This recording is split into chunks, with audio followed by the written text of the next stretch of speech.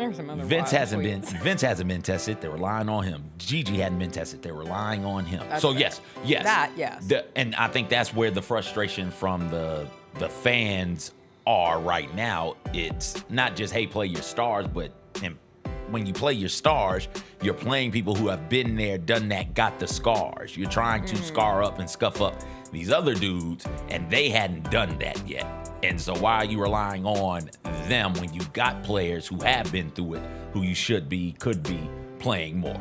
I think that's where it is. What was the song? Into You, Ariana Grande. Do you know that one? It's a great pop song. How's it I'm so into you, I can barely breathe, and all I wanna do is to fall in deep. The close ain't close enough. I was waiting on you. Oh baby, look what you started. The temperature's rising. I knew you were gonna fade at some point. Duh. I have a new favorite song of the year. What? It's so good. What? It's Doechie's new song. It's called Anxiety. Okay. It was written for me. Okay. And my people. All right. But it uses Guy Oates, Somebody That I Used to Know.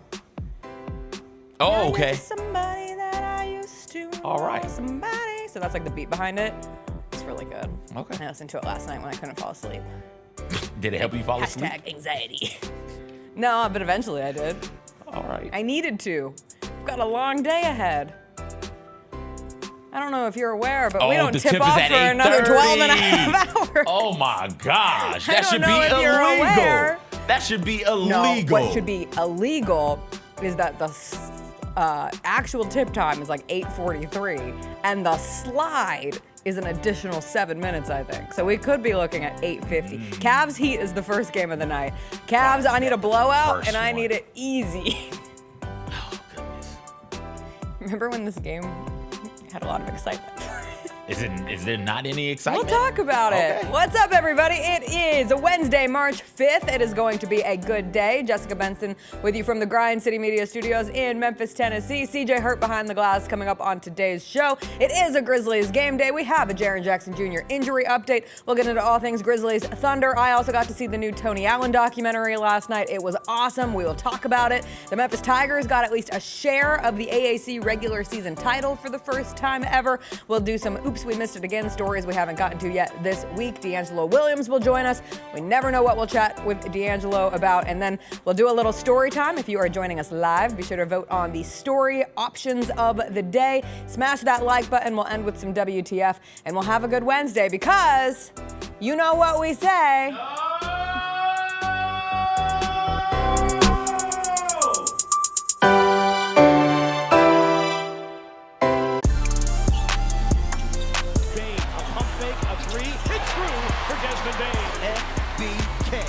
Fly by King. Wheels through the lane, now spins back. Ja hangs, puts it in! Oh, what a shot by Morant in the clutch! So hot. Oh, Jared said no! Because he doesn't put on the play, comes up with a monster block.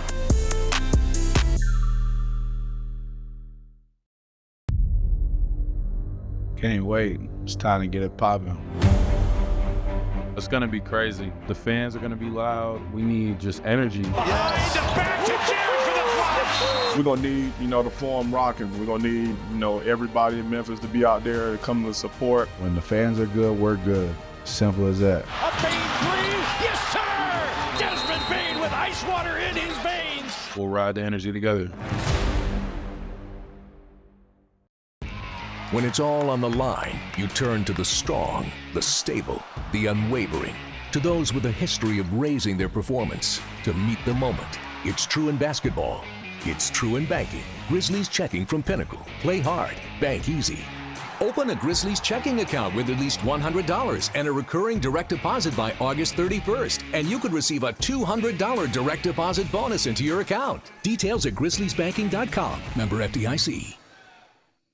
Sonic Radio. Welcome back to Sonic RNDIO. That spells radio with me, the CIO. This just in, the new Sonic $1.99 menu lets you build a crave-worthy meal for just $1.99 an item, whether that's a creamy shake, crispy tots, or a quarter-pound double cheeseburger. This just out. Ostriches. They're mean, not very cute, and in my opinion, way too big for a bird. Don't miss the Sonic Fun 99 menu. 5 items, always $1.99. Live free, eat Sonic. Tax not included. See menu for details. Thanks for showing up, Memphis. Nothing compares to catching your Grizzlies IRL. And that all starts with buying tickets at Ticketmaster, the official ticket marketplace of the Memphis Grizzlies and the NBA. Ticketmaster gets you to the game so you can catch every highlight. Put that jersey collection to use for the next game and get Grizzlies tickets at Ticketmaster. Whether they're here at FedEx Forum or on the road, Ticketmaster's got your back when it comes to scoring tickets. And there's no better brag than saying you saw it live. They say main event Jey Uso was going to open the show. So they said they're starting to hear rumbles around the plaza level of Jey Uso. They're getting the crowd together to build up the main event Jey Uso entrance. Hey, 15,000 people together, yeeting in unison, 5-star. They are yeeting together. Tune in to Grind City Wrestling weekly on the Grind City Media app and on the Grind City Media YouTube channel.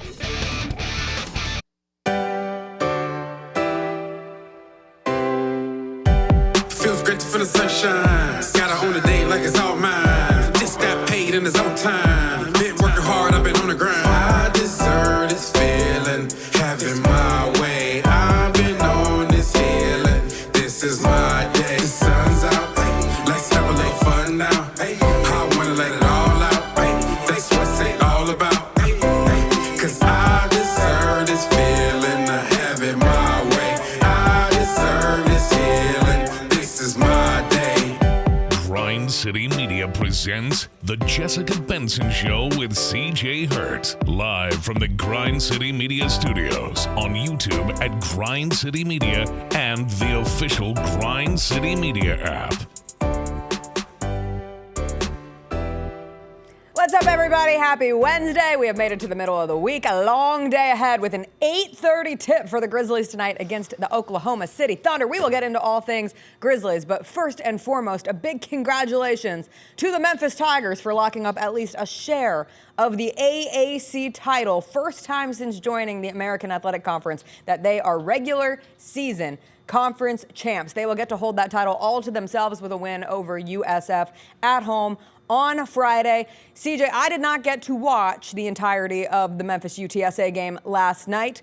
I would describe it based on the highlights I saw as dodgy at best, but they did get the win. There were a ton of turnovers in the last 5 minutes. That's been the whole season for the Tigers. That's this team's MO. And that's been the MO for the Tigers under Coach Hardaway with some of these lesser teams in the American. The difference in this team and teams past is they've found a way to consistently win these types of games, whereas in years past, they would lose 5, 6, 7, 8 of those games, right? This team has had, I don't know the exact numbers on it, but if I, just from a feel standpoint, I say about half, maybe more, of their conference games, they've played poorly, and they've managed to win all of them. And that's what matters when it's all said and done. When we got to this point, when we got to the end of the out-of-conference slate, we all said that the Tigers had done enough in the out-of-conference that would warrant them. It would look pretty good come this time of the year when we're picking teams to make it to the tournament. They just didn't need to fall completely apart in the conference. Not only did they not fall completely apart, so far they've only lost one game in conference. Good shape, conference champs. That's to be applauded. Congratulations to the Memphis Tigers on a hard-fought season and the first conference championship they've gotten since 2013. They did lose 2 in conference. 2, Temple and Wichita State. But it is so hard to win every single game that you were favored in. And to be 15-2 in conference is an incredible feat. I'm just really happy for Penny Hardaway. It has to be so fulfilling, so gratifying to finally here in year 7 do something that hasn't been done. And for Memphis to be the signature basketball program of the American Athletic Conference, you can feel that But it makes it a lot better when you have an actual accolade like a regular season title to add to that resume. You talk about the Tigers' resume this season, Memphis's resume in the American. To have that last conference title regular season-wise coming in 2013, like you said, in the CUSA days, and that was Pastner. Like, we've had Pastner, we've had Tubby Smith, and now for Penny, there have been successful seasons, there have been trips to the tournament, but there hasn't been this, and that has to be a really special thing, especially considering the team that was put together for this season. You had the leadership of Haggerty, of Hunter, the emergence of Dane Danger, the coaching staff changes that happened right on the brink of this season that certainly raised a lot of eyebrows, but then for that to all come together and ultimately be staring down an exciting opportunity in March, it's good stuff. I'm happy for the Tigers. It's one of the things that I can say about Coach Penny Hardaway is, with the exception of last year, there's been incremental growth in the coaching job that he's done, and there are tangible things that you can point to in each of those seasons, be it an NIT run or the win in the tournament that one year, or the conference tournament win to get into the tournament, the conference tournament win over Houston to get into the tournament. There are things you can point at and say, he's gotten better, and I know he's gotten better because here's this tangible thing. And once again, Coach Penny Hardaway has gotten better, and the regular season championship is the tangible thing that I can point to and say, hey, he has gotten better. Now, will it be enough? Is it enough? Those are two different conversations, but he has gotten much, much better in his role as a head coach in his tenure. So the reason I missed the game last night is because I was at the Tony Allen Grindfather documentary screening. Of course, it is not this Saturday, but the following Saturday that TA's jersey is being retired here at FedEx Forum. And as has been the case with the previous two Core 4 members who have gone up into the rafters, Zach Randolph, Mark Gasol, there are documentaries that have been released by our incredible video team led by Michael Blevins, who has done it again. This documentary is fantastic. The whole team, Ricky, Steph, Eric, Courtney, that crew works so hard. And for this one, they have been working for years to have this documentary ready. We did a screening at the Halloran Center last night for some MVPs, some fans who were able to come. Lionel Hollins was there, a lot of media members were there, but had the opportunity to watch this on the big screen. And when I tell you, the fact that these are free, this is one of my favorite things we do as an organization, truly. Like, to have these documentaries because, and Vernon got into it we did a panel afterwards with TA, Zebo, Blevins, and Vernon was there as well, and was talking about these last forever. Like, we have the experiences, we have the memories, but someday we're not here anymore. But this documentary for Tony Allen is always going to exist. So when somebody looks back and says, why did Tony Allen, a guy who averaged 8 points in his career, get his jersey hung in FedEx Forum? There's this tangible documentary that so clearly explains how much he meant. And these documentaries, they're like Netflix level, they're Max level. I know I'm gassing it up, but I'm constantly so impressed with how they come out. And the TA one is no different. It officially drops on YouTube on Thursday evening at 7 o'clock. And I can't wait for everybody to see it because it goes from his childhood in Chicago to Oklahoma to Boston to Memphis. It covers the good, the bad, the ugly. They go into one of the most touching moments in it is going through the healthcare scandal that Tony got wrapped up in. And I won't give that big piece of it away, but it was one of the places where he got most emotional talking about it last night. And one of the sweetest moments was his son, his sons were there, his beautiful wife was there, to see their family get to experience this. But his son runs up on stage with a growl towel to wipe his tears. I'm like, you can't plan that moment any better. It was so sweet. And you see all the NBA guys who are involved. You hear from KD, Kyrie, Steph, Clay, Dame, CJ McCollum, all the Boston guys with Kevin Garnett and Paul Pierce talking about how much they wanted Tony to stay in Boston during that time. And then, of course, hearing from Mike and Mark and Zach and everybody involved with the Grizzlies organization. And it was just such a testament to how much he means, right? Like, I wasn't here for the prime core for years. I was here for the very end, and I am always so grateful that I got 1 year to understand how much those 4 players meant to this city, to this organization, and by how much they meant. Like, I could go back and watch documentaries. I could read. I saw it from afar. Watching the documentary last night reminded me my real foray into being a consistent NBA fan was in 2015, because I started dating this boy, Chris Luther, who was obsessed with the Golden State Warriors, and we were going on that journey of the 2015 season for Golden State, and along that way came Tony Allen, who made Klay Thompson's life a living hell one night.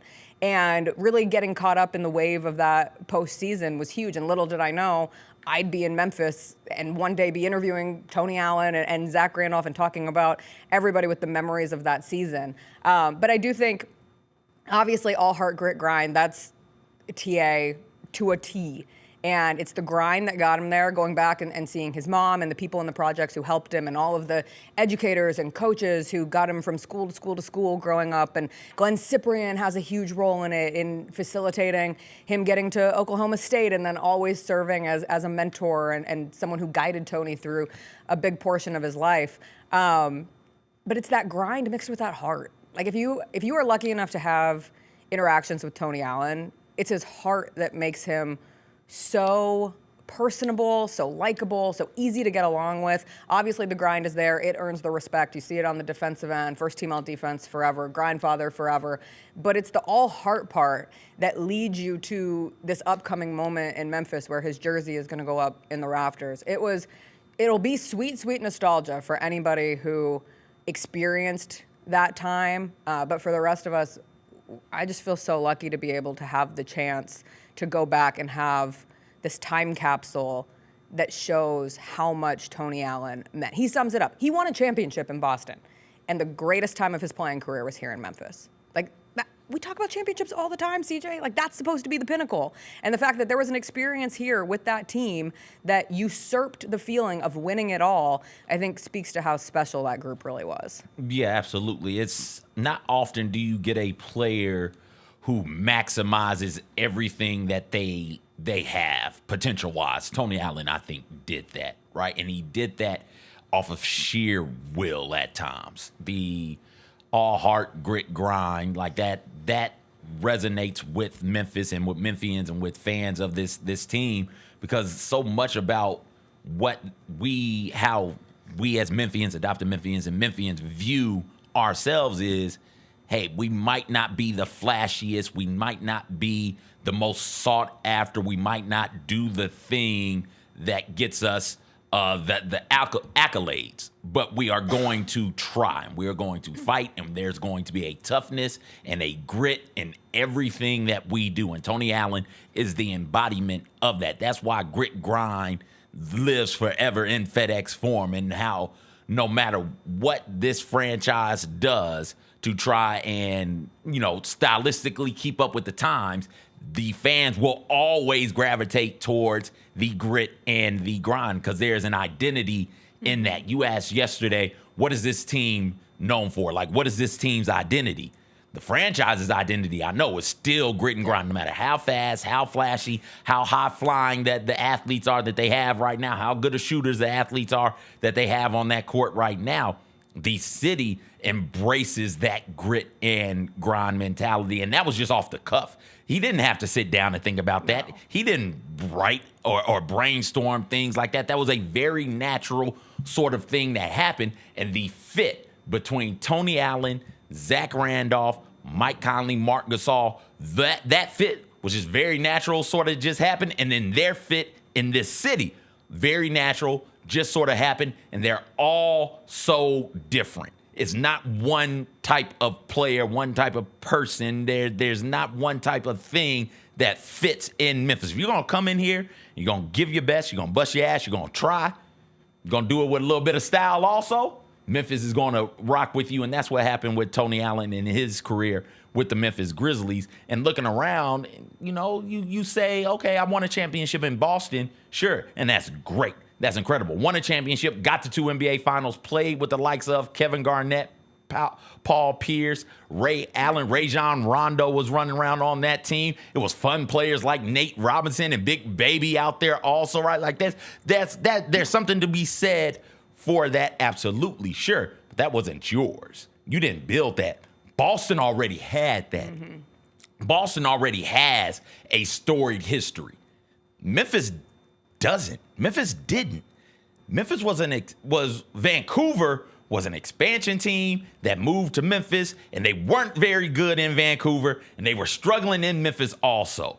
And to be somebody who pioneered NBA basketball at the highest level in the city of Memphis, I would assume that, yeah, that is special. Players win championships. Players aren't the pioneers for their franchise in the way that Tony Allen and the rest of them were for the Memphis Grizzlies. You think about first playoff win, first playoff series win, first trip to the Western Conference Final, the 8 seed over the 1 seed. Like there are moments there that you can point to as a player and say, yes, I have a championship, but this had never been done for this franchise, and I was a part of the reason why. That's huge. And just the perfect personality fit, too. And the entirety of it. You bring up such a good point. Like, the organic construction that turned into grit and grind, that turned into the core four, starting with Heisley and Chris Wallace, and then ultimately when Robert Parra buys the team, like doubling down on the grit and grind identity, giving Tony another bigger contract that time around.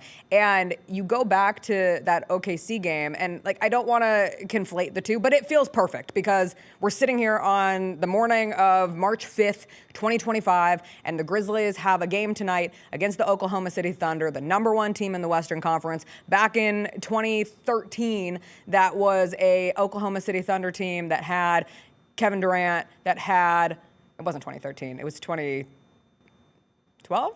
Don't give me the line. Don't give me, sure. I'm bad at that. But it had Kevin Durant. Anyway, Kevin Durant, James Harden, Russell Westbrook. It was a Serge Ibaka. It was a great Thunder team, and the Grizzlies go into that night, and they're down Rudy Gay, and suddenly, and this is brought up in the documentary, and they do a really great job of just showcasing this game, and Tony comes in, looks at game assignments, and the way he knows that Rudy's out is his name is next to KD on the game assignments. And he was like, I didn't prep for KD. And as you watch the documentary, like Tony was a voracious preparer for every game. He always was holding this big laptop. One of the funny lines is like he invented the iPad because he dropped so many laptops and eventually needed like a tablet style to function with.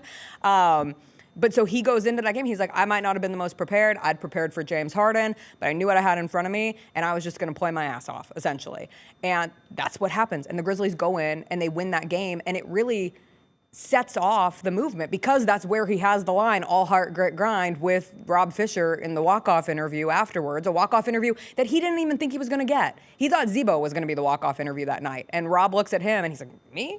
And he's like, you. And he goes, and that's what he delivers. And you just never know when that moment happens. Like, that was a random February evening in OKC. There's snow outside the arena in the old footage from it. And yet, like, a movement was born that night. And I wish that the Grizzlies would watch that documentary as their pregame, like, setup for tonight's game against the Thunder, a game that was supposed to be 1 versus 2 in the West, but the Grizzlies have lost 3 in a row, and the Lakers have won 7 in a row, and suddenly the Grizzlies are in 4th, and it's been 3 absolutely horrific losses in a row here in a homestand for hell. But you have the #1 team in the West coming in. You're down. We find out Jaren Jackson Jr., he's out tonight. The good news, it is a week-to-week designation, which is always better than a we'll reevaluate in however many weeks, but we all saw him roll his ankle against the Hawks on Monday. I would say it's best case scenario, but our bar is real low when it comes to these Memphis Grizzlies medical updates, courtesy of Grizz PR. But grade 2 left ankle sprain, week to week. Further updates will be provided as appropriate. There's a couple other players who are questionable tonight. We'll see what it looks like for Ja. We'll see what it looks like for Santi, for Scottie Pippen Jr., for John Conchar. I don't care what team is out there tonight. I just want to see them play like Tony Allen played. That's what I walked away watching that documentary last night. Like, you might be undermanned, you might be under-skilled against this Thunder team right now. They've beaten you pretty badly the other 2 times you've played this season. But, like, embrace that all-heart, grit, grind of the past. Like, that can carry over, and a new identity can continue to emerge. But, my God, I wanted to run through a brick wall, and I want this team to want to run through a brick wall tonight. I don't think a new identity can be forged. I don't think that a new identity is needed. Like, that grit and grind is forever Memphis. Things evolve. It can be like the new Pokemon evolution. That's that same Pokemon though. Same Pokemon. You don't go from a Caterpie. You can go from a Caterpie to a Metapod to a Butterfree. I knew I could count You'll on you. never go Caterpie to a Beedrill, though. What's a Charizard? You can go Charmander to Charmeleon. Charmeleon. You can go Charmeleon to Charizard, but you'll never go Charmander to Raichu. Can't happen. It just can't happen. You can forever be and will forever be grit, grind, and the toughness, the effort, the attention to detail, the preparation. Those things need to forever be a part of the culture of the Memphis Grizzlies. Now, things will change, things will evolve. You'll lead the league in pace one year. You might lead the league in three-pointers made another year.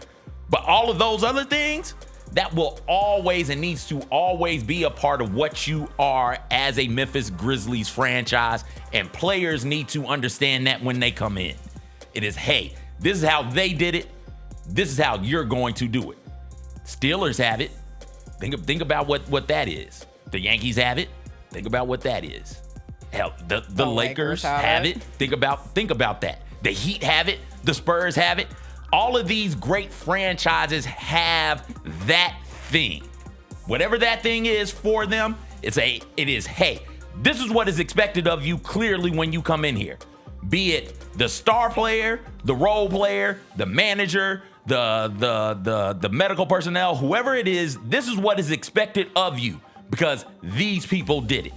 Depending on the franchise, Derek Jeter did it, or Babe Ruth did it, or Kobe Bryant did it, or Shaq did it, or Magic Johnson, right? Depending on the franchise, you can point to different players. For this franchise here, Zach Randolph did it. Mark Gasol did it. Mike Conley did it. Tony Allen did it. They were greatness here. And this is what we expect for you. Like, yes, you need to embrace that. Absolutely. Get up for it. No Jared. Obviously, that's big. That's not great. That's bad for the defense. Very bad for the defense.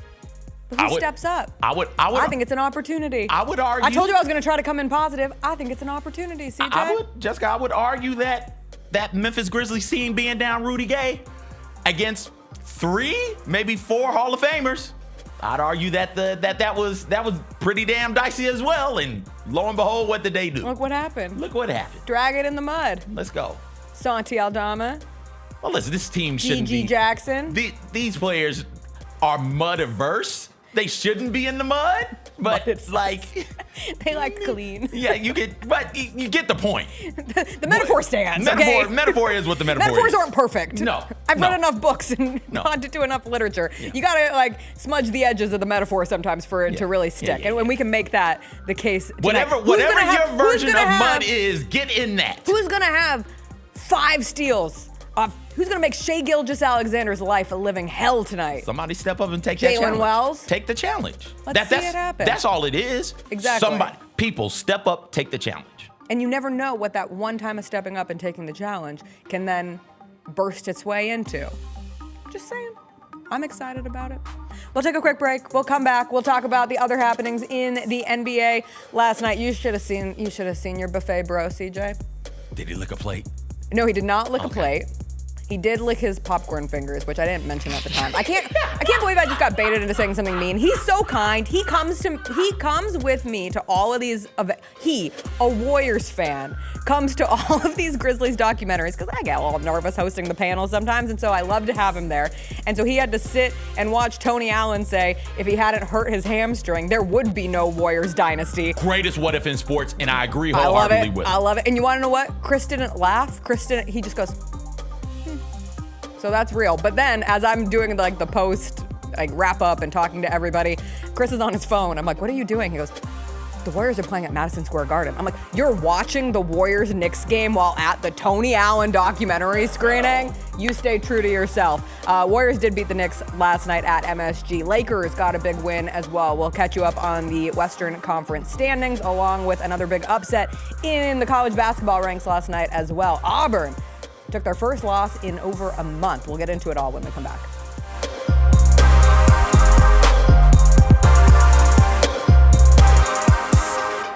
We touched on this earlier, the panel here, about, what really has been the mainstay of the Grizzlies, and that's Jaren Jackson Jr. Trip has just been awesome. He's posting guys up. He's stronger than he's ever been. He's physical, and he's scoring all type of ways. Hey, Grizzlies fans, be sure to tune in to Grizzbeat, where the panel and I break down all things Grizzlies and take a look at the rest of the NBA as well. The show is live every Wednesday, 2 p.m. on YouTube at Grind City Media and the official Grind City Media app.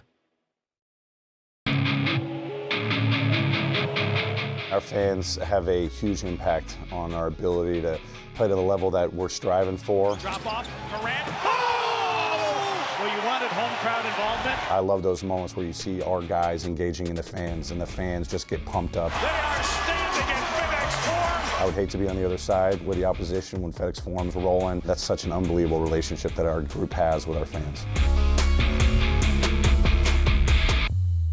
Kroger shoppers and Grizz fans, one exclusive last-minute discounted ticket deals texted straight to you during the Grizzlies 2024-2025 season. Sign up with the new Kroger Buzzer Beater deal. Fans can sign up by texting Grizz to 636-479 or visit your local Kroger store in the Delta Division and scan the QR code. By signing up, you agree to receive recurring automated promotional and personalized marketing text messages from the Memphis Grizzlies. Consent is not a condition of any purchase. Message frequency varies. Message and data rates may apply.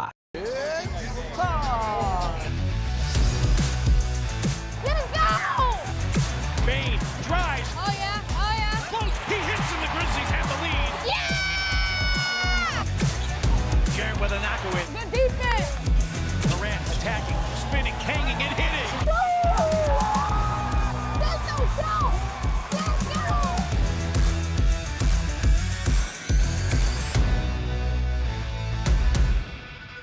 Thanks for showing up, Memphis. Nothing beats catching your Grizzlies IRL, and nobody knows that better than you. So next time you want to hit up a game, Ticketmaster's got your back with tickets to every upcoming matchup. Whether you're catching the Grizzlies at home or on the road, you'll find tickets at Ticketmaster, the official ticket marketplace of the Memphis Grizzlies and the NBA. Keep putting that jersey collection to use and get Grizzlies tickets today. There's no better brag than saying you saw it live. See you courtside again soon, Memphis. We did get a new shoe that dropped today that we should all be able to get if we want it. Fire. And it's been one people have been waiting for a long, long time. Yep. Asia Wilson. What do you guys think about the shoe? I love it. It looks great. We see people wearing Jaws. We see a lot of people wearing the GT line. But then also we see a lot of NBA players wearing the Sabrinas. Yeah. I bet you there's going to be a lot of NBA players wearing I agree with you on that. Oh, yeah. The Sneak Fest Show, live Tuesdays at 2 p.m. on Grind City Media on X, YouTube, and the official Grind City Media mobile app. What teams do you think, other than Chiefs and Eagles, are going to be teams to reckon with next season? I think the Ravens, the 49ers, the Bills, the Lions. I think the Falcons are going to be good next year. Well, y'all have had like 4 straight losing record seasons. So. Yeah, the question is, can you just get 2 guys on defense? They scored 38 against the friggin' Panthers and lost the last week of the season. You got to get some stops. The Odds Couple, live at 2 p.m. on YouTube at Grind City Media and the official Grind City Media app. Doom, doom, doom. Oh yeah.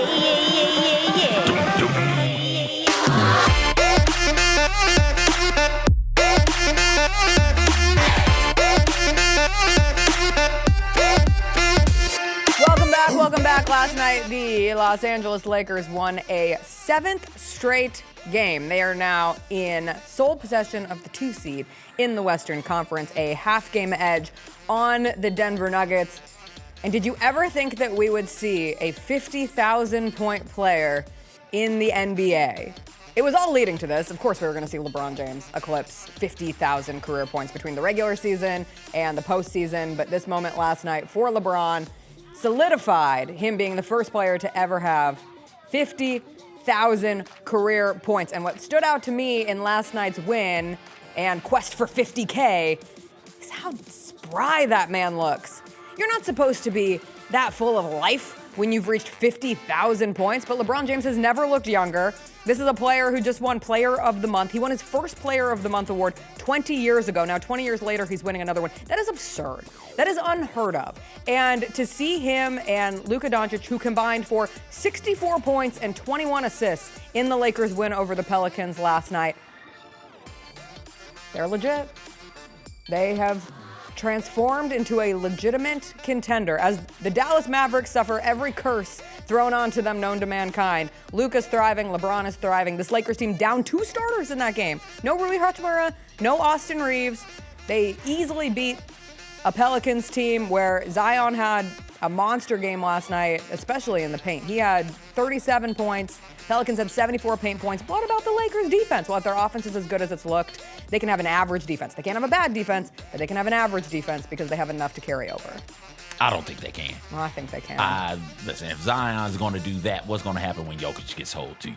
What's going to happen when that team grabs hold to you in a 7-game series? I feel like this year in the Western Conference is as open as it's ever been. Everybody says that. But it is as matchup dependent as you've ever seen it. So, like, the Lakers get matched up with somebody with some sort of interior presence, they are going to be in big-time trouble, and I would expect them to lose a series to the Nuggets and to the Rockets, right? Like, I would expect that to happen. Now, they get matched up with somebody else, then, hey, they could make a legit push for a Western Conference appearance and an NBA Finals, where you're either playing the Celtics or you're playing the Cavs, and we can get that all nice and wrapped up real tighty like in 5. But it's great to see them doing what they're doing right now. LeBron James not only creating a 50,000-point club, but he joined pretty prestigious company a couple of games back,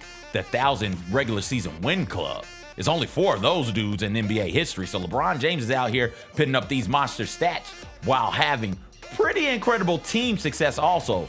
Kareem, Tim Duncan, Bill Russell, I think are the other ones. Right? Like this is a guy who has had team success and individual success. Truly one of the greats of the game. Can anybody catch LeBron for 50,000? Will we ever see another 50,000 point scorer? Yeah. Kevin Durant's the closest among current players. The game continues to evolve. He's 15,000 points behind. The game continues to evolve. Yeah. Bodies continue to evolve. We'll see bodies last longer. Treatment. As well. Yeah, absolutely. Okay, He's the so first in the club.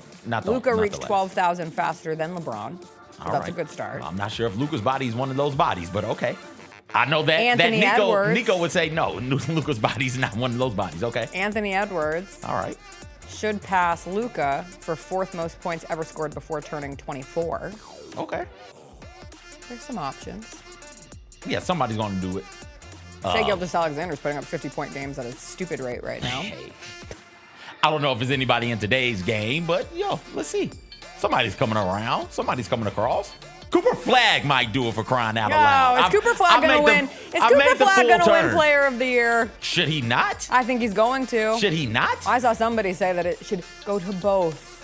Broom and Flagg. And I said, we don't do this. We don't take the crown Mean Girl style and break it into multiple pieces. We're not doing that. We don't do participation trophies. Broom is a great player. He has had 2 bad games in a row. Auburn lost to Texas A&M last night. Stunned with that outcome, considering that Texas A&M, when were we just talking about them? Was that yesterday?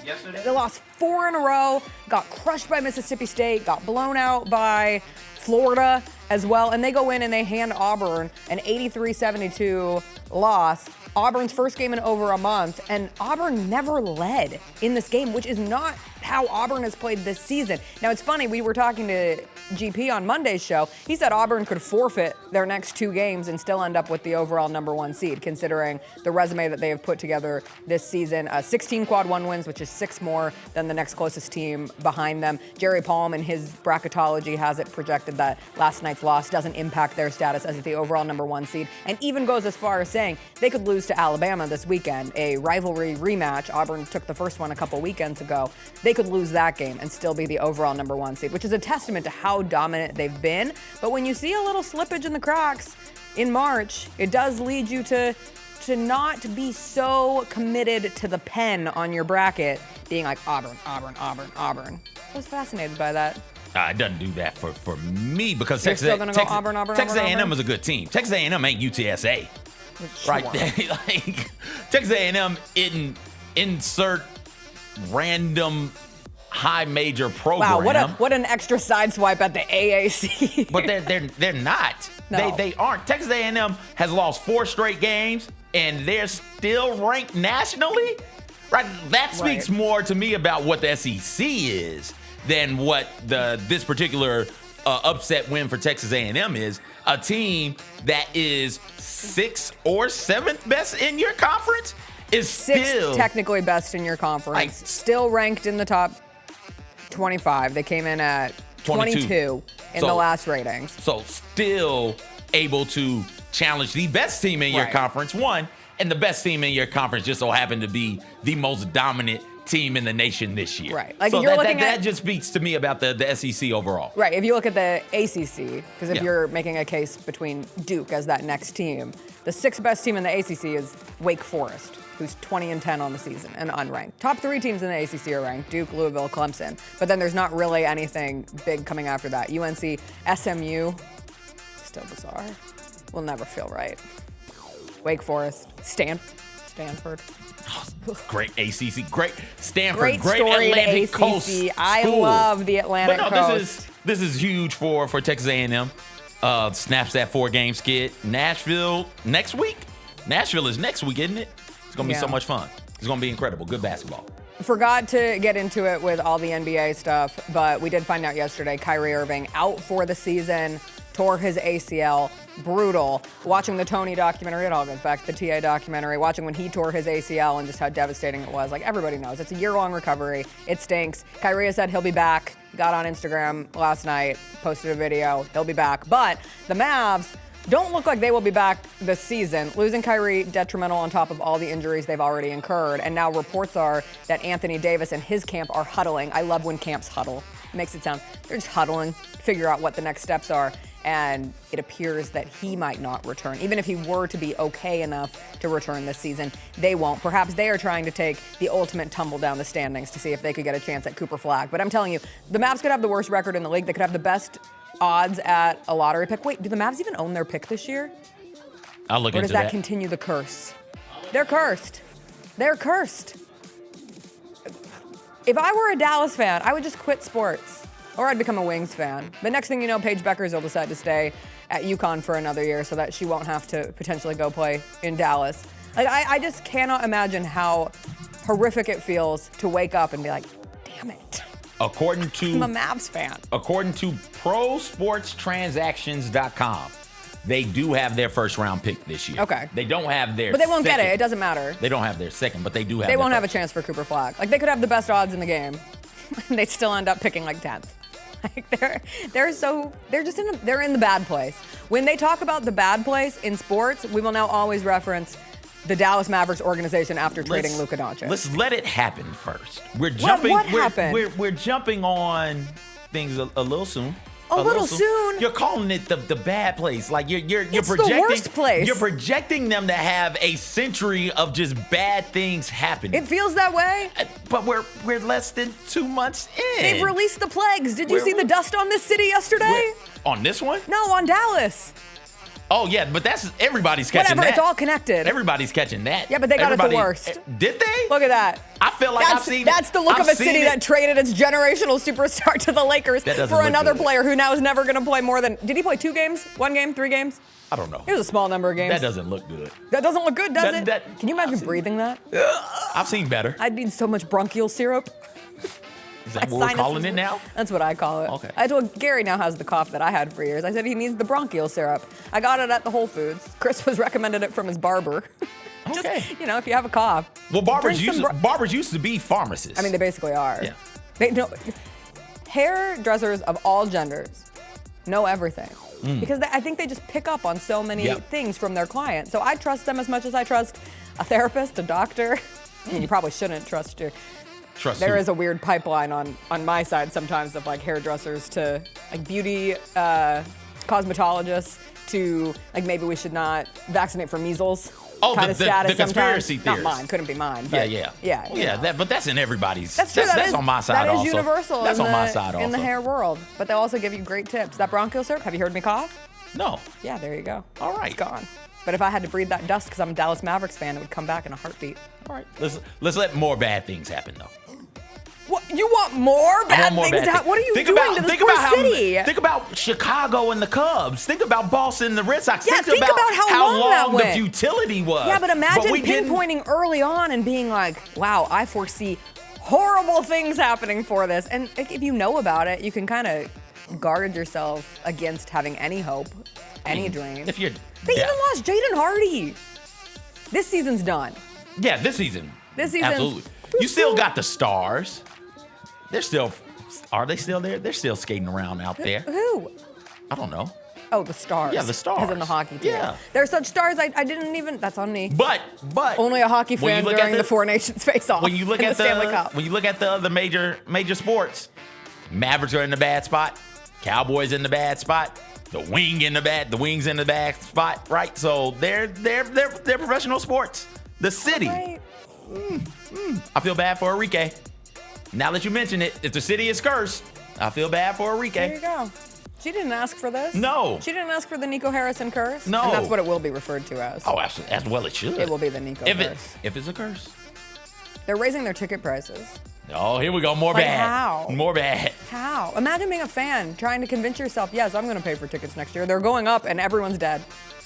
Wait, and obviously that's a little hyperbolic. Everyone's dead. That's what it feels like. You're killing off the Dallas Mavericks roster? Chris told me I have to stop doing that. Yes, you do. I'll be at home and I'll get like a Shams notification. Like if this didn't happen yesterday, but if I saw the Kyrie notification and Chris was home, I'd be like, oh, Kyrie's dead.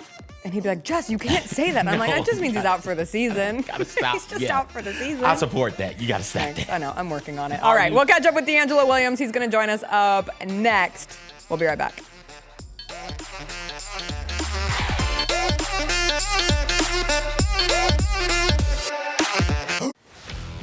Let's face it, there's a lot of trash talk in basketball, but the great teams let their performance do the talking. Like Ford F-150 with Pro Power on board, a class-exclusive industry-first feature that turns your truck into a mobile generator and leaves the competition speechless. Ford F-150, official truck of the Grizzlies. Greatness starts here at your Mid-South Ford dealer. Class is full-size pickups under 8,500 pounds, GVWR. Our fans have a huge impact on our ability to play to the level that we're striving for. Drop off, Durant. Oh! Well, you wanted home crowd involvement. I love those moments where you see our guys engaging in the fans and the fans just get pumped up. They are standing in FedEx Forum. I would hate to be on the other side with the opposition when FedEx Forum's rolling. That's such an unbelievable relationship that our group has with our fans. There's no substitute for experience, the knowledge gained from having been there before, and the passion to share what you know to make everyone around you better. It's true in basketball. It's true in banking. Grizzlies Checking from Pinnacle. Play hard. Bank easy. Open a Grizzlies checking account with at least $100 and a recurring direct deposit by August 31st, and you could receive a $200 direct deposit bonus into your account. Details at grizzliesbanking.com. Member FDIC. Thanks for showing up, Memphis. Nothing beats catching your Grizzlies IRL, and nobody knows that better than you. So next time you want to hit up a game, Ticketmaster's got your back with tickets to every upcoming matchup. Whether you're catching the Grizzlies at home or on the road, you'll find tickets at Ticketmaster, the official ticket marketplace of the Memphis Grizzlies and the NBA. Keep putting that jersey collection to use and get Grizzlies tickets today. There's no better brag than saying you saw it live. See you courtside again soon, Memphis. 45-minute video on Tony Allen on YouTube. I just saw it yesterday. He managed to dominate the NBA for 14 years, despite missing one of basketball's most important skills. But here's the crazy thing. Why does that hurt your feelings? It didn't hurt my feelings. It's no. positive. He at least should have more of my highlights. The Chris Vernon Show, live on weekdays at noon on YouTube at Grind City Media and the official Grind City Media app. Are you aware of the story of Larry Brown and John Calipari coming to see you at an AAU tournament? I knew Coach Calipari was in the crowd. I had this incredible game. I had maybe 17 dunks in the first half or something. One of my guys was like, "Yeah, I think Coach Calipari was speaking with one of the NBA scouts, and they're saying, yeah, you're not going to go to college, bro. You're going straight to the league. I was like, that's the plan, but if I don't, I definitely want to go to Memphis, and that's how I went down. The Gary Parrish Show, live on weekdays at 10 a.m. on YouTube at Grind City Media and the official Grind City Media app. We got Southern Heritage Classic news. Mike, Tennessee State out. Where do you think the Classic goes from here? Is this a thing that sort of dooms this Classic, Southern Heritage Classic? I don't ever bet against Fred Jones. I don't count Fred Jones out. You have to have the event. You have to continue to have the weekend, and a football game has to be part of it. Get all of your HBCU sports and culture news by tuning in to HBCU Huddle with CJ Hurt and Mike Wallace. New episodes drop every Thursday on grindcitymedia.com, YouTube, and Spotify.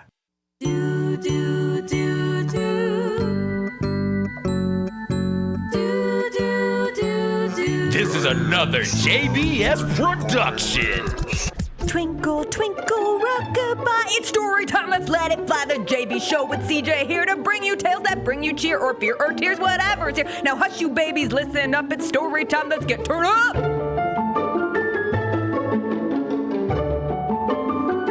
All right, we are awaiting to see if DeAngelo Williams will be joining us this morning. In the meantime, let's jump to story time. You voted. The people have spoken. 33% of the vote. Can you call women curvy anymore? I'll explain. Am I the a-hole for calling my girlfriend curvy? The other night, my girlfriend asked me what my type was, and I responded, curvy, like you. She got really mad saying that curvy meant out of shape, and I told her I didn't mean that. I just meant that she has a nice body. Now all week, she keeps making comments about her being fat, despite me continuing to assert that my understanding of curvy meant having nice feminine features. Am I the a-hole? Edit, I should add that when I responded, I named some personality features of her I love as well. She just gravitated towards the line about her body. You should have been like fat, pretty hot and tempting. You are fat. Let's go. You already. I think curvy's a loaded word. Really? But it's complicated. Here's where it gets super weird. Okay. I'm not saying it makes sense. You can say that you love your woman's curves, but you cannot call her curvy because we have been trained to think curvy means fat. I kid you not, there's somebody who once upon a time worked with me, and I still to this day remember early on, she called me curvy, and I've never forgiven her. I think that's a your people problem. I think so. I think that. But we literally, it's like not, you don't want to, because we were skinny girl culture, and that's coming back. But especially like growing up in the 90s, early 2000s, like we were trained to think that like Lindsay Lohan was curvy. Nicole Richie was curvy. Nicole Richie was curvy. The one running around with Paris? Yes. She was the curvy friend. Ain't no way in hell y'all thought she was curvy. Yes, all of these No reminders will pop up where you're just like, oh my God, like no wonder my body image is shot. We had Sir Mix-a-Lot talking about big old butts in my community. You want a butt. See, but that's where it gets complicated. You want to be skinny, but with a butt. That's curvy. That's with curves. You see what I'm saying? No, I don't. I told you it didn't I make sense. don't I'm just see. explaining to the men in the world. I'm just explaining how it works. What's he supposed to do in that situation? Not say that you're curvy. This is like when my mom accidentally called me square when I was a kid. She didn't mean it. Accidentally called you square. I mean, she physically called me square, and I've never let her forget it. And she's gonna, every time I bring it up on the show, she hates it. But trying to explain, you texted her I about texted it her. Did I tell you her response? Did she say she regrets? Was she like very serious about it? Real. I got a bunch of goofy messages between me and your mom, which is odd. And then this one message like, hey, I'm not proud. We all make mistakes as parents. Not my proudest moment. But okay, go ahead. Yeah. But it's one of those things where it's like, he was trying to give her a compliment. And you think of like, curves do make a woman beautiful, but curvy implies that there's something there. I don't know. I think it's a my people problem. I do think it's a my people problem. Yeah. And by my people, I mean women who grew up late 90s, early 2000s. 3-6 Mafia was calling people stout. That's bad. That's not bad. You ain't heard it over at 3-6 beat. When I hear stout, it was good stuff. When I hear stout, I think I'm a little teapot. That's the only kind of stout I hear. And no one wants to look like a teapot. I mean, there's some sexy teapots out there. I don't know. Miss, what's her face? Beauty and the Beast? Miss Potts? She's not sexy, she's matronly. She's a teapot. I like a matronly one.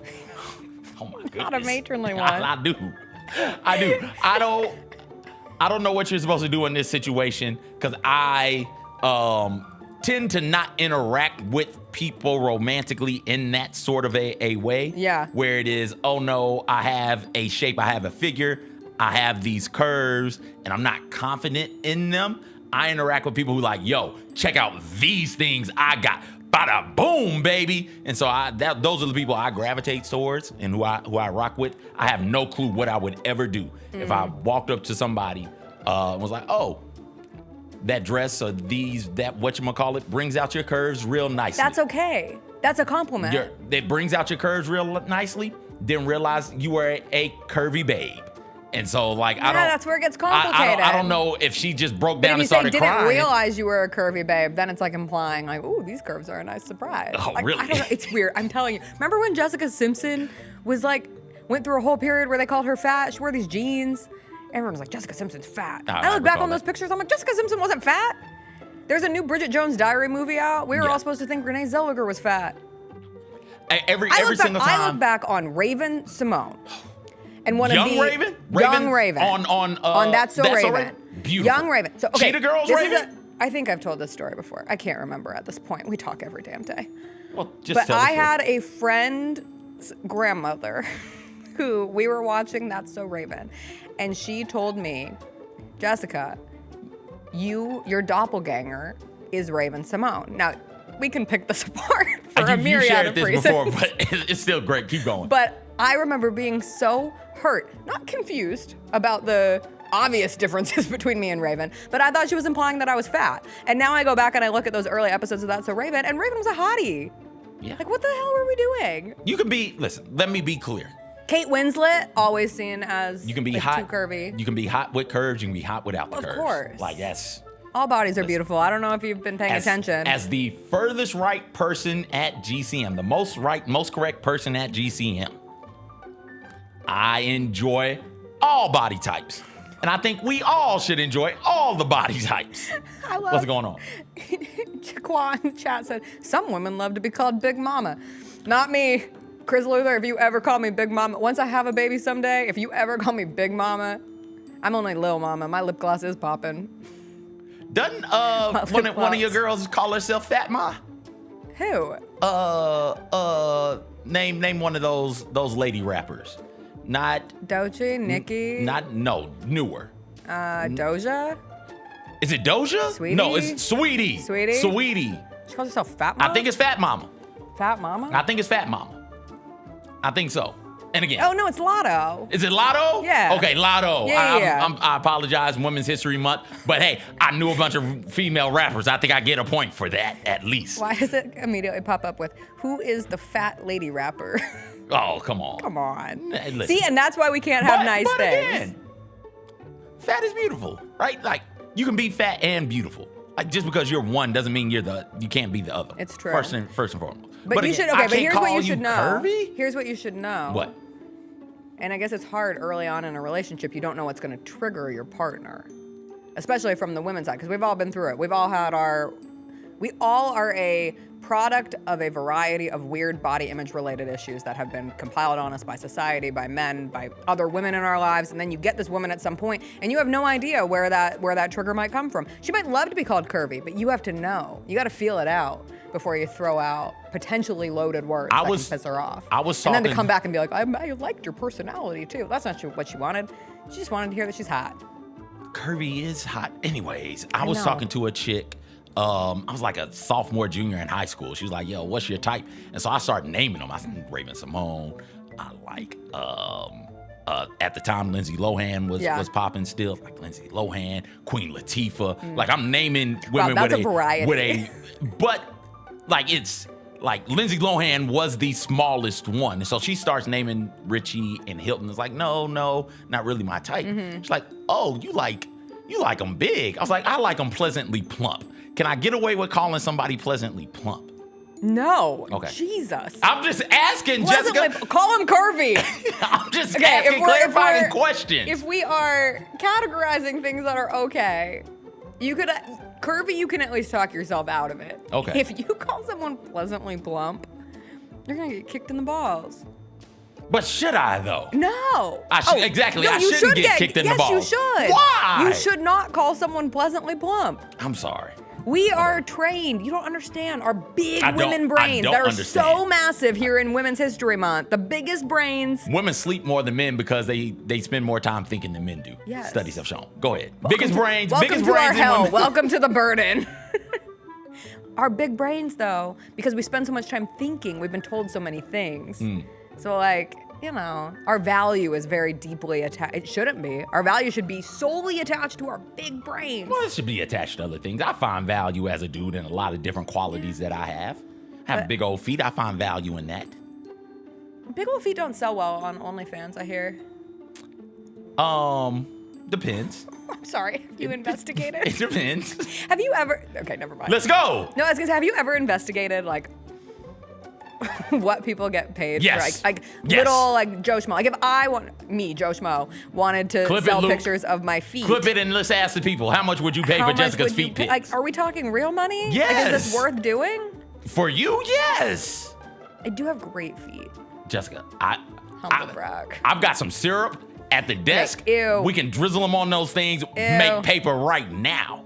Right now. Ew. Enough for you to quit this job. That'd be good stuff.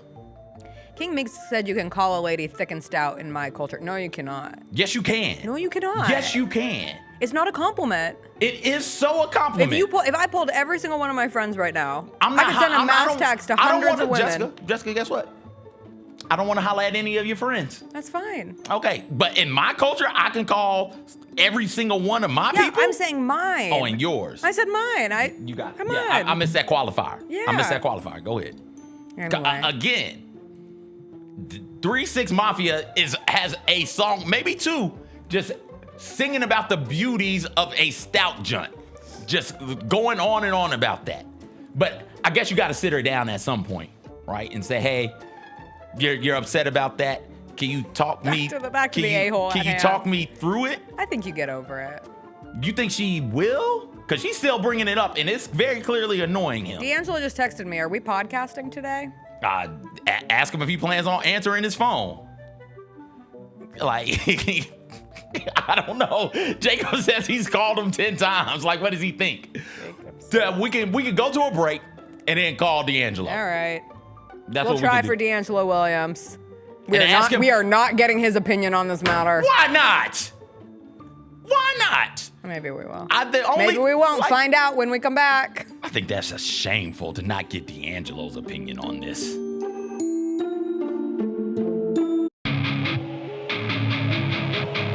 Our fans have a huge impact on our ability to play to the level that we're striving for. Drop off, Durant. Oh! Well, you wanted home crowd involvement. I love those moments where you see our guys engaging in the fans and the fans just get pumped up. They are standing in FedEx Forum. I would hate to be on the other side with the opposition when FedEx Forum's rolling. That's such an unbelievable relationship that our group has with our fans.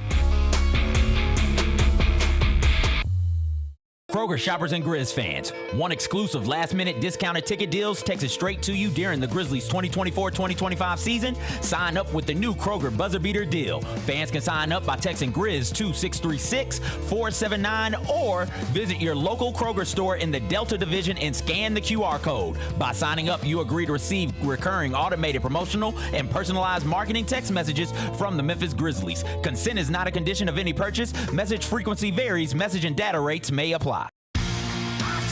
Shinedown. Dance Kid Dance Tour.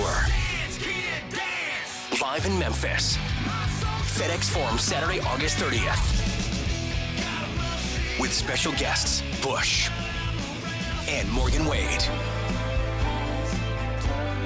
Get tickets now at LiveNation.com. Shinedown, live in concert. For more, visit Shinedown.com. Grizzlies fans, dunks, dimes, and no looks are great on TV, but nothing compares to catching them IRL. And that starts with buying tickets at Ticketmaster, the official ticket marketplace of the Memphis Grizzlies and the NBA. Ticketmaster gets you to the game so you can catch every highlight in person. From seeing your favorite Grizzlies stars up close to hearing the squeak of the sneakers on the hardwood. Put that jersey collection to use and get tickets at Ticketmaster. There's no better brag than saying you saw it live. See you courtside, Memphis. We Good luck did get today. a new shoe that dropped today that we should all be able to get if we want it. Fire. And it's been one people have been waiting for a long, long time. Yep. Asia Wilson. What do you guys think about the shoe? I love it. It looks great. We see people wearing Jaws. We see a lot of people wearing the GT line, but then also we see a lot of NBA players wearing the Sabrinas. Sabrina, yeah. I bet you there's gonna be a lot of NBA players wearing that. I agree with you on that. too. The Sneak Fest Show, live Tuesdays at 2 p.m. on Grind City Media on X, YouTube, and the official Grind City Media mobile app.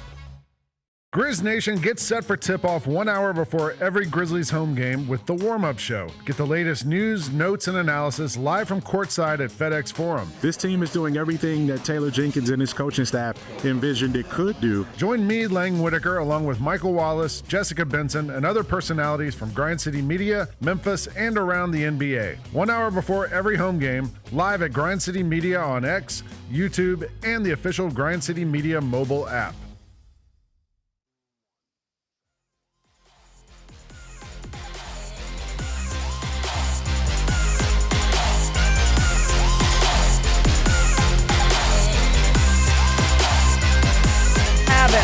Media. We got him.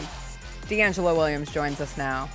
DeAngelo, thanks for powering through a tough technological morning. Oh, and now we can't hear you. What the hell? What? Can you hear me? Okay, we hear you now. We can hear you now. Okay. Good. So I got a new one for y'all. I ain't never heard this one. So Okay. the reasons why my kids are out of school today is because of high winds. Oh, not again. D'Angelo, I went outside. My trash can was blown over, and a couple other people's trash cans were blown over. I walked home last night and almost blew over. Hold on.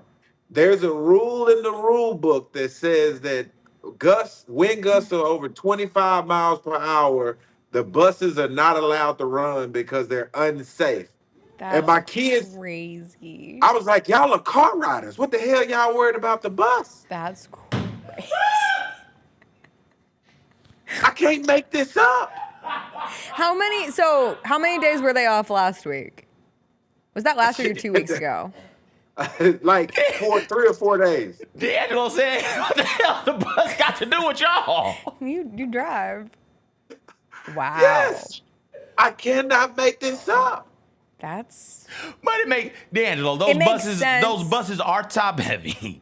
And so you don't want a bus blowing over with the youth Right, that would be in it. horrible. And That's do buses have seatbelts? No. Yeah, back in my day, we CJ. didn't have seatbelts. I didn't know if they added them. I remember being in school, bro, during the tornadoes in the hallway with my butt the up to book? the sky. Oh Yeah, my butt up God, to the sky, encyclopedia. 2 Yeah, Whatever I like had. this. I wonder, Just- do they just bring their laptops these days? Face down, ass up in the hallway. Like, what are we Oh, doing? no, I That's hope not this going to saves help. me. Like, it was windy on that day. It was hella windy that day. But you were already at school, though. If they were already at school, it would be fine. There would be winds in the morning sometimes. You'd be like, That's wow, what it's a I'm windy saying, day. And yeah. then noon would come and the sirens would go out. And it's like, all right, everybody, let's go sit in the middle of the hallway with books on our heads. Like, has there ever been a time in history where the school was hit with the kids with the books on their heads? I hope there wasn't. But I would love to know the efficiency rate of it. I mean, at this point, the school system tired of these damn kids. That's what that is. They just coming up with every excuse possible not When to is have spring these kids break? in school. It's the middle of April for us. Okay. Again, but if you got the days built in, go ahead and use them. My dad brings up Oh. the fact at the height of the Cold War, that's when he was in school.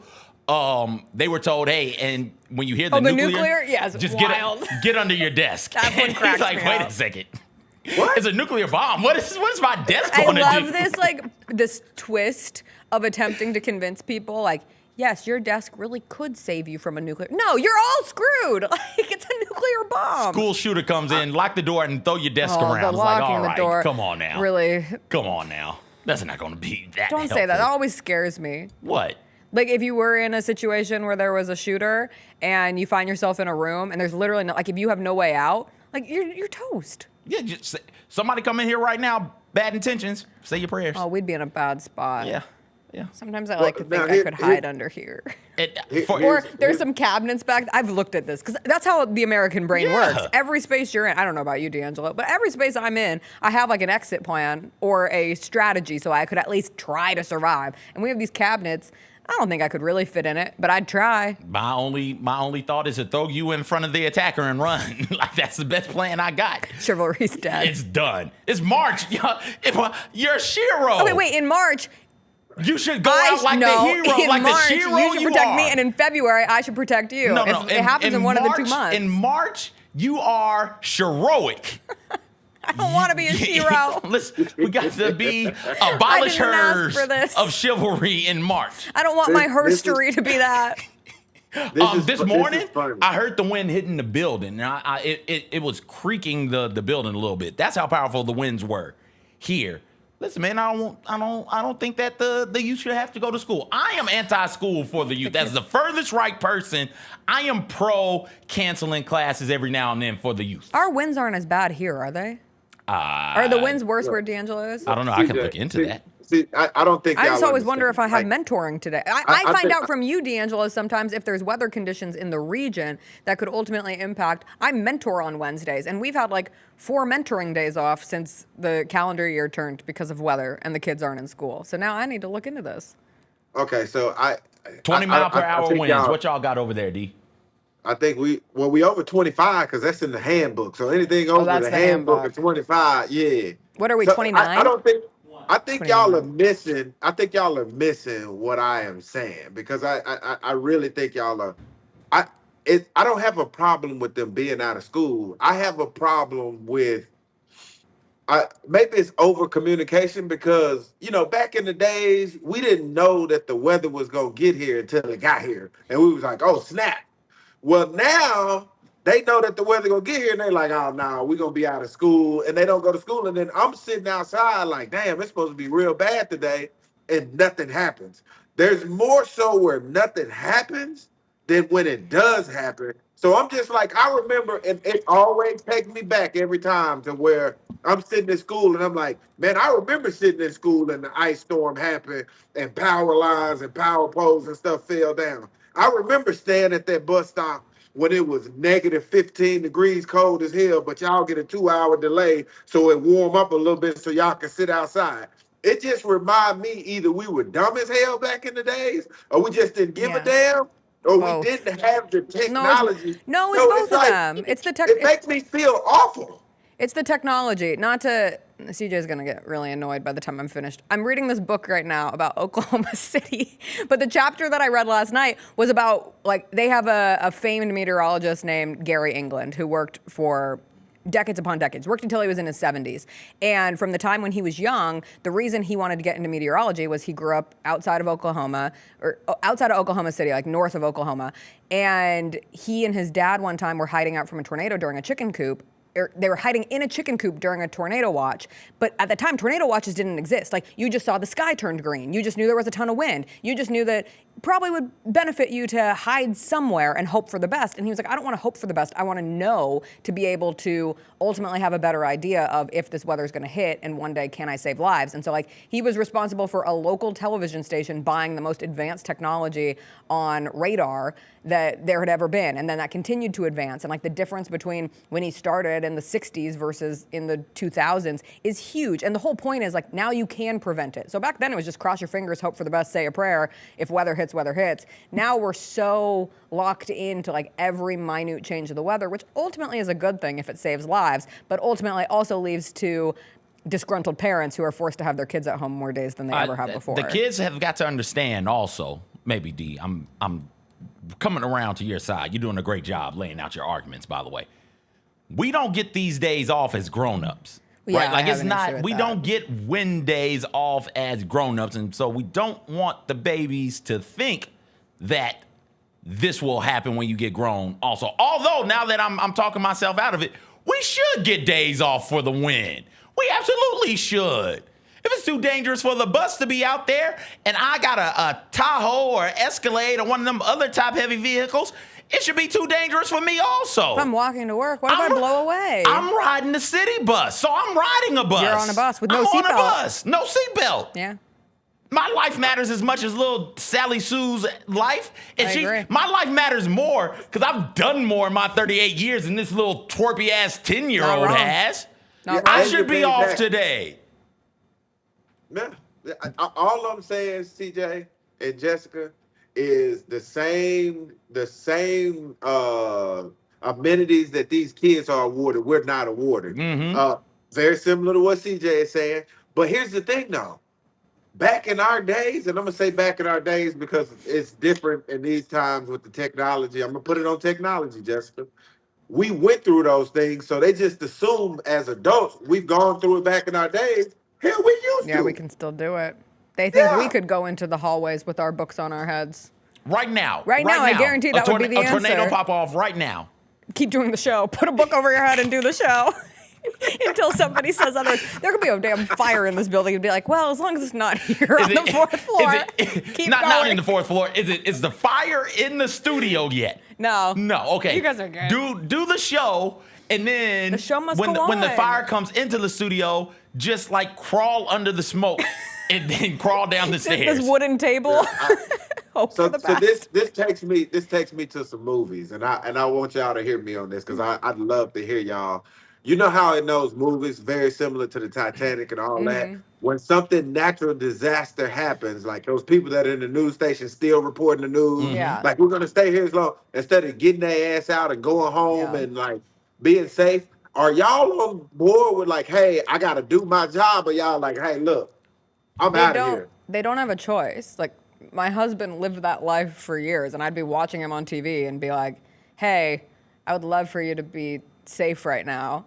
And it'd be like, well, we're in 24/7 coverage, so that's not really an option at the moment. I think there needs to be changes. That's something I'm very passionate about. I don't think it's necessary to have reporters out in the elements, reporters out in the middle of dangerous situations. That's okay. That's how I So feel check on this out. I'm a crackhead smoking crack, and I'm telling you, hey, don't do crack. But then you out in the elements that you telling me to say, hey, stay inside. It's dangerous out here. People are dying. But you out there with a mic and a whole camera crew. My favorite thing right now is if something was going on outside that we might need to like shelter in place for. We aren't, because we've got to hear DeAngelo talk about crackheads smoking crack. It's true. Like that's at least if we go down, we're going down listening to DeAngelo. The last thing that I hear will be analogy. DeAngelo making a metaphor about crackheads smoking crack and weather people out in the elements telling you not to be in the elements. Is it a perfect metaphor? No, but you smudged it around a little bit. I get his point. It's close enough. I get his point. It does its job.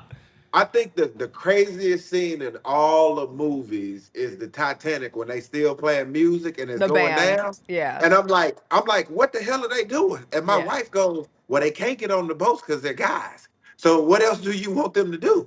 And I was like, Stuff they're a going pillow down. under their shirt and into their Hope for bosom the and best. lie like they're a lady.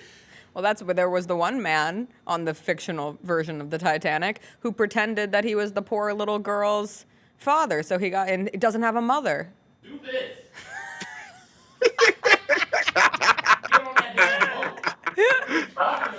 I love the people who make the joke that these days, if the Titanic sunk, it'd be all these people in the freezing cold water being like on Instagram Live in their final moments, like, damn, this boat I was just on is sinking and I'm stuck in this water. And they'd go down on social media to the very last moment. That's where we would be at. Yeah. But there's always been like storm chasers, people who I think people who go into tornadoes are crazy. Like the plot of Twister is insane to me. Like, let me go into this tornado. Granted, the ones who are trying to do it to like shoot stuff into the tornado that weakens it, that's science. I couldn't be me. I don't understand how it works. my all-time I am but a clown. My all-time craziest thing of all time, and like I'll die on this hill. I think it is ridiculous that reporters go into active war zone areas with no gun, with just the camera and the mic, because they want to show us what's going on. Like, first of all, I thought that a strategic plan is to not know where we are. All people got to do is just watch the news and like, oh, okay, they right here. I'm gonna go over here. It's so hard because it's so necessary to see that stuff too, though. You don't tell your location unless you're Geraldo, right? Right. Like he drew a damn map in the sand. Right. Don't do that But it is necessary because you got to show the brutality of war so people fully grasp the concept of, hey, this is what it means when we go to war. I thought we'd all grasp that concept by now, but it doesn't seem that we have. So unfortunately, you got to show the damage. You got to show the dead body so people fully emotionally understand the toll that war takes on the people fighting it. But they're not showing those though. They're blurring those out. And that's the problem. Stop blurring those out. Like if you're going to have somebody in there, let them show it. You got them over there. Poor Anderson Cooper has been a part of everything. He's always over some damn where. Show it. So I don't understand that. And Anderson Cooper used to be able to drink on the job, and now they took that away from him. They would send Anderson Cooper to every natural disaster we had. So his gift was that he got to get drunk on New Year's Eve. I would want to get drunk on New Year's Eve too. They took that away from Anderson. Anderson and Andy. Shout Best out Anderson pairing that we had in the modern New Year's Eve coverage. Best drunk pair. They have to be drunk. If they're not drunk, I don't want to see it. Yeah, I agree. Yeah, now they wild out this New Year's Eve. Now I was like, this is probably too far. Like he'd have been drunk in the past and said some crazy stuff, but like this New Year's Eve, I was like, nah, this too much. I thought they still didn't let them drink. I didn't think they Did were. they come back? I don't know. I didn't watch this year. I lived my New Year's Eve. It was great. They might have been on other stuff. Oh, okay. Yeah, they might. We just gonna say they was drinking. I got you. They was probably under but not on the alcohol. Okay. But yeah. Cool. Well, DeAngelo, I hope you enjoy your fun day with your kids. What a great family moment. Go fly a kite in the wind. Yeah. It's not that. It's just that when I have conversations with them, it's always like, well, let me guess. When you was younger, you probably had to go when there was a tornado outside. And I was like, you know what? You're like, yeah, actually, I did. DeAngelo, we were playing baseball. We're like 10 and 11 years, 9, 10-year-old baseball. We're playing baseball. And one of the parents goes, oh, look, tornado. And we looked up in the sky, and in the distance, we saw the tornado, and we saw the funnel coming down. And I'm thinking to myself, if we could see the tornado can see us. It's going to come over here and try and get us. It's not like your reflection. Like, it can see us. We're moving. Tornadoes are attracted to movement. It's going to come this way. Let's go. And they're like, no, keep playing. Let's go. Focus in. Hey, batter, chirp it up. It's like, wait a damn minute. Hold on. Are you serious? I remember being genuinely sad when recess would get called early because of inclement weather, when they just brought us back into the school. I was like, if we're all going to be here, I might as well get to play outside at this time. Yeah, and here's another thing, too. The only time I ever heard those tornado sirens, and we had a ton of tornadoes, was when they was practicing or checking to make sure that they still worked. I was like, well, y'all don't use sirens. Y'all don't use them when the damn tornado coming. Like like you said, CJ, when you saw it outside, I bet it wasn't a damn siren going off. Nothing was said. Nothing. That's what I'm saying. Outside of the parents saying, hey, look, tornado over there. That's my siren. Come on. All right. DeAngelo, we'll catch up with you next week. Good luck today. All right, we'll see what they out of school for next week for. I cannot wait. Excessive heat Too much coming pollen. soon. Too much pollen. Oh, too much pollen. Too much dust. I wonder if the Dallas kids went to school today, or if they just have to sit at home and think about the curse on their franchise. Sit at home. Listen, it sounds really like it is a reminder of it could always be worse. It could always be worse. Everyone needs those reminders in this life. It could always be worse. And that's what it's like being a Dallas Mavericks fan right now. I was at the park last week. The tornado sirens went off. I hate when that happens. I don't even know if they're the tornado sirens. Whatever sirens run in the city. Yeah, they're the tornado sirens. Why every week? Just to make sure that they work. But why? To make sure they work. I was so peaceful. To make sure they work. I was laying on that hammock. But it goes off. It's like a 10, 15 second thing. Yeah, but it's enough when you have your little eyes closed and you're trying to take a hammock nap that it wakes you up and then you don't fall asleep. Wait. Yeah, I know. At a public park? Yeah, but it's the middle of the day, and there were people on every single other hammock, and I had I left my valuables at home, and I just went. Do you have an issue with that? We shouldn't have an issue. If I can't take a hammock nap in Memphis, in a public space, someone's gonna clip this back. Girl naps on public place in Memphis. Does she not know what Memphis? Yeah, it's fine. Yeah, no. This isn't a Memphis thing. This is You don't nap in a park? You've never taken a park nap? No. Oh, a park nap is fantastic. A beach nap? No. Oh, yeah. That's a lot. Live that nature nap. You have way too much faith in the people around you stopping something nefarious from happening. I sure do. Okay. I sure do. But you want to know what stopped it? What? The tornado sirens. Good. That was Jesus All looking I had- out for you. All I had was my book on Oklahoma City and my body on the hammock. What are they going to do? Steal my book? Then you never have to hear about They're it going to again. steal you. I'd like to see him try. I With would my not. curves, I'd Don't like do to that. see him try. Oh, hey. Don't say that about yourself. All right, we got to take a quick break. When we come back. We don't have to take a break. We took the last break. That's so exciting. Yeah, What do we took want the to talk about first? Jessica, it's your show. WTF. All right. Let me go through the list. Go We've through the already gotten list. through, is Texas okay? No. Although there was also a cow that escaped the Houston rodeo, which was quite the story yesterday, that was just running through the streets. And it wasn't like a little black and white cow. It was a strong cow running through the streets of Houston. I don't know what the difference is. What? You know what I mean? Like, there's cows and then there's cows. That's you get a my cow. saying? That's a cow. To be honest, I don't know what makes the difference between traditional, not traditional, but like A cow and a storybook cow. cows, like a cow and a cow. Yeah, that's a cow right That's there. that's a cow. I see some Move cows. over, Houston hoofing it.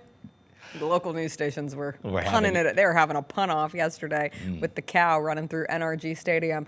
Ben Affleck is allegedly, reportedly, back together with Jennifer. Not Jennifer Lopez, who he just got re-divorced from. Well, they weren't married the first time around, but they were back together, got married, just got divorced. It's the other Jennifer, Jennifer Gardner, who he was also married to for 10 years, has 3 children with, and now, according to Page 6, he would give another chance with Jennifer Gardner if the timing is right. I saw this and I said, God, that's ridiculous. He just finalized his divorce. Meanwhile, Jennifer Gardner has an on and off again boyfriend since 2018. And according to that first report, she was like, no, not really into it. But then I saw these pictures of them paintballing together. Looked real cozy for a paintball afternoon with the family. Why is he That guy's going got back to to get all of someone his new. I mean, I get it. The apps are a terrible place. Oh, it's rough. From what I hear. From what I hear, I'm not built for it. Maybe Ben's not built for it either. Maybe But Ben's man, like- you got to stop with the just going back to your ex's strategy. But I mean, if you're a guy, and Ben Affleck is, and you get in trouble for calling your new thing curvy, you be like, yo, I just don't have time. Let me go back to old familiar. I already know how she feels about the C word. I know how she does stuff. Let me go back to old familiar over there. So I get it. Jennifer Garner was one of those people that they like tried to make us think was curvy when she was on Alias. But she wasn't. No, she's skinny as hell. Yeah, and that's some. And if I were also beautiful, again, all bodies beautiful. I'm just making my point. Yeah. Is there an ex you go back to? No. Okay. I'm with the only man for me. Is he in this not an world. ex?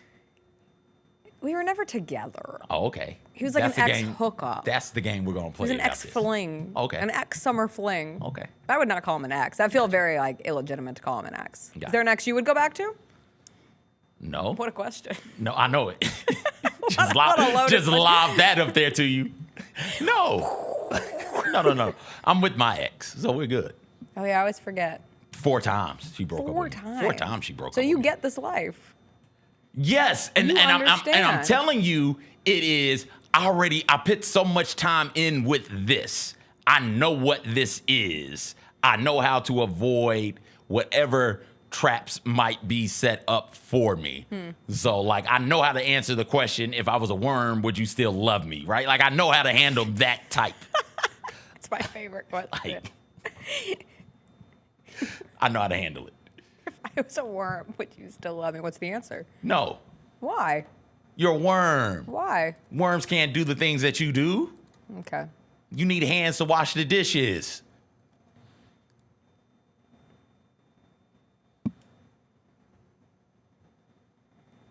I'm What? just gonna sit in silence. It's March. It's the least you could do. What are you gonna say next? She needs hands to make you a sandwich. I wasn't, but since you brought it up, it sure would be nice. A worm can't Well, make me one. Here, I have a enlightening transition. A couple was forced to sit next to a dead body on a Can plane you for 4 hours imagine? after a woman died mid-flight. Can you imagine? Qatar Airways flight from Australia to Qatar. At least it wasn't Australia to the US of A, because that is a long flight, but still 4 hours where this couple was forced to sit next to a dead body. After 10 hours into the flight, a woman collapsed and died in front of them, and then Qatar Airways crew moved the body to an empty seat beside them, refusing to let them change seats until landing, and they just had to sit next to a body. Brutal. Just when I think there's not a new hell unlocked on a plane that I could find myself stumbling into. Have you ever been on a plane where someone has died? No. Jessica, I just started flying recently. You're a little jet setter. We don't live the same travel life. You been on a plane where people died? I don't know if they died, but there was a medical emergency. I would assume he died. I think he had a heart attack. It was Chris and I on our honeymoon in Greece from Athens to Santorini. I was like, wow, this is a romantic start. Tough. All of a sudden, it's like, why is that man not moving from, I wouldn't even It's very notice. horrifying. I wouldn't even notice if I was on the Well, plane. that's the I'm so thing. in my own world. I was Like, just if you're watching not an right episode next to of me. Slow Horses where that happened on a bus, where everyone gets off the bus and the bus driver's like, hey man, we're here, because they think they're sleeping, because it's a totally normal thing to sleep on a plane. But this seems like it was an event, and then the dead body was purposefully put next to this couple, not because of the couple, but it was just an empty seat, and then they were stuck. Put the dead body in the bathroom. I would ask for forever status on Qatar Airways, because those planes are nice, and if you could get those like lay down seats every time you flew. Oh yeah. Worth it? Yeah. I think so. I think we flew that Qatar. To from Qatar to Tanzania. Arusha, yeah. Oh, Arusha. Arusha, Tanzania, Jessica. That's the. I'm pretty sure it's the capital. Yeah. Yeah. Wow. I've always wanted to fly on a Qatar Airways flight. That and Emirates. I see it on TikTok. It might have been an Emirates. The influencer show, and I'm like, that's not how I travel. I travel with my knees like this. Good old Spirit. And I don't do Spirit. Oh, you say that. I mean, I would if they were a sponsor. I would love nothing more than Spirit Airways. Spirit hasn't had any sort of plane issues. Yeah, but the issue is like the experience itself. Chris did it once. He said never again. Spirit is landing face up. They're like making you. I swear to God, I don't know if it's real or not, but I saw someone tweet that Spirit Airways is now making patrons like wear shoes. I'm like, this wasn't a thing before. You didn't have to wear shoes to get on an airplane? Well, some people wear flip-flops. That counts. As a shoe? I don't condone wearing flip-flops on a plane. So I used to when I was a child. I think back and I'm disgusted with myself. Had your little girl When I was feets thinking all of over the like place. things that were worse than watching the Grizzlies lose a third straight game in the last 5 seconds on the home court, like the number one thing that came to my mind was like someone's bare feet, for some godforsaken reason on the armrest in front of you? Armrest. Or beside you? Or behind. Ooh. Oh, when you look down and someone's toe. Ooh. Do you ever just No, I don't touch someone's You don't like lick your finger and nasty feet. No, I don't. I especially don't lick my finger and touch somebody's I bare guarantee feet, you want that foot to leave, That is lick the finger, disgusting. and say, tickle, tickle, tickle, so they know that you're a maniac. They'll never do it again. They won't do Honestly, it with that you. might be saving society because, like, I would never do it again. I would never do it in the first place. Movie theater ceiling collapsed at a screening of Captain America: Brave New World. This happened in. Let's say Maryland. Why not? I don't think it's in Maryland. Okay. It was in Washington, Wenatchee. Please, I have family in Wenatchee. How dare you? How dare you erase Wenatchee from the story? I apologize to all the Wenatcheeans out there watching the movie or the show. Wenatchee, I forget their high school's mascot. I thought you were gonna sing a Wenatchee song. No. Okay. Wenatchee. The funny thing to me about this, everybody's okay in the theater because it was only 2 people. You didn't have to put 2 people in the theater in the tweet. Just say movie theater ceiling collapses during the movie. no. Everybody's okay, but no, they wanted you to know There were only it was 2 only people 2 there. What would you do if a theater roof caved in on you during the movie? I don't plan on that. I only plan for a movie theater shooting. Come on. I don't have my contingency plan for, the sky is literally falling. I don't know, get under the seat. That's all we're trained to do. That's all we can do. God, I hope this seat saves me from whatever horrific way I Debris could is go. falling. Yeah. Can you imagine Wow. watching like an action movie and then the ceiling starts to fall No, on it's you? like an immersive experience. This movie is immersive. This is incredible. Good to go back to Twisters. Twisters 2. They're in a movie theater in Twisters 2. That would be a great movie for It the would be. theater ceiling to fall on Yeah. you. I feel bad for Captain America. Why? Because people don't like it. I You did. liked it. I loved it. It was fine. It was good. I'm going to watch it. Finally, before we get out of here, a farewell to Skype, which is shutting down in May. Microsoft announced the video calling service that it bought for $8.5 billion in 2011, which really felt like it was going to last forever, because how could it not when you needed to rely on video services during the pandemic? But alas, it has failed. Womp womp. I've been on Skype since 2011. I've been an OG Skyper. Video calling is called Skype. At least it was. Skyping. Yeah, let's Skype. Sniping. Let's Skyping. What? Sniping. I didn't do it. All right. That's what people in college called it. Like if someone had like a girlfriend or boyfriend back home, it's like, what are you going to do? Stay in and nipe? Really? Naked Skype? Yeah. Okay, I didn't have that. It was like a verb. I did. Are you niping But tonight? that's the thing. It became a verb. And Yeah. usually when we do that, like you've got that industry on lock. And then they did it. This is like Crayola crayons not being called crayons anymore. Crayons got there before everybody else, and we just always call those things crayons. Kleenex, synonymous with tissues. Kleenex grab got me there. a Kleenex. Yeah. And that's a brand. That's Yeah. not the tissue. Hey, let's Skype. Skype fumbled that. So badly. Because now we just Zoom. Fumbled Skype, fumbled Nipe. Now Are we we Zoom. nooming? I don't know. Are the kids nooming? Are the kids nooming? I feel like it's too easy. Back then, I feel like they felt they were safe. Now you could screen record. On Noom? You can, but I guess that tells the other person that you're screen Yeah. recording. So that's good. You can't like secretly screen record someone. Yeah. Nooming. Are the children nooming? Are the children I doubt nooming? that. No, they're Ask the They're mentees. Snapchatting. They're just Snapchatting. And then yes. Favorite Skype moment from the show? Oh. Because that's the bait. What a That's question. one of the cornerstones of the show. I just think anytime I had to Skype in and you just hear that do do do do do do do, like what happens to the Skype theme song? Oh, Can somebody someone remix the Skype theme song? Somebody grab that. Throw it in one of these I think rap it goes songs. back to like, you've got mail. Sounds my childhood. As the dial-up goes. What was your favorite Skype moment of the show? Megan Triplett did text me and she was like, what does this mean for the show? I was like, we finally advanced to Zoom like 3 months ago. Don't you fret. We made it. 3.5, 4 years. I'll just never forget, like, I think one of my favorites was texting, God, I forget who, I want to say it was Mark Spears. But like Mike had set up an interview with us to do for Mike Spears and being like, let us know your Skype username. And whoever, I don't want to put it on him, but whoever it was like, I'm not sure I have a Skype username. And we'd have to be like, well, you got to make one. So you're telling these big guests that you're trying to get to come on your little new show that has absolutely zero clout. You're like, hey, no, you haven't been on Skype in a minute, but can you make a username to come on our show at 8 o'clock in the morning, 6 o'clock Pacific time? It went over well. Good stuff. Those were the days. Also good stuff. Grizzlies Thunder tonight. At 8:30. Closer to 8:43. Let's get technical. On ESPN. And Bally's. Or not Bally's. FanDuel. On FanDuel. The duel. I apologize. I believe. Okay. I think I said that twice, which is what you normally like start doing when. Just try. Just don't expect winning. Just try. We'll see how it goes. We'll come back tomorrow. Maybe we're doing highlights. Haven't done those in a while.